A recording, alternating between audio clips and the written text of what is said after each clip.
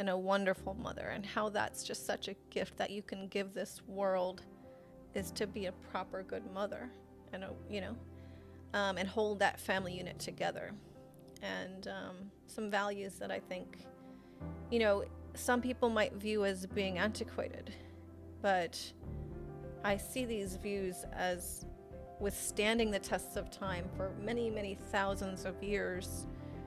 We've held this concept of a man and a woman and children, and that being a family unit. And I think our current state in 2023 is testing that logic, but it's certainly withheld, our human history for as long as we know in almost every culture of the world.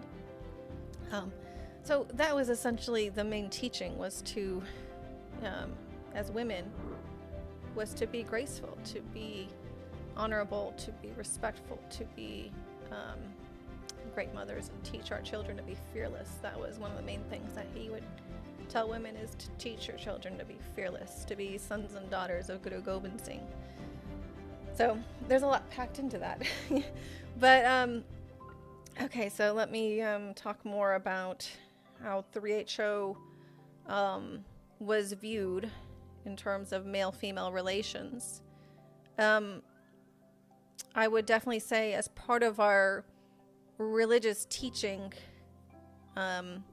male-female cohabitation was not really tolerated unless they were married, or overt sexual relationships of any kind, like kissing in a courtyard. I mean, it wasn't part of our culture. It was more like, okay, if you're going to do that, just get married, and people got married very fast.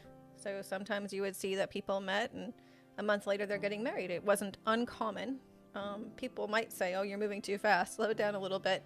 But it wasn't uncommon to see that kind of thing, because in Sikhi, there's just not this concept, especially if you take your Amrit vows or your baptism, there's not this concept of really dating one another. There's no dating, what are you going for?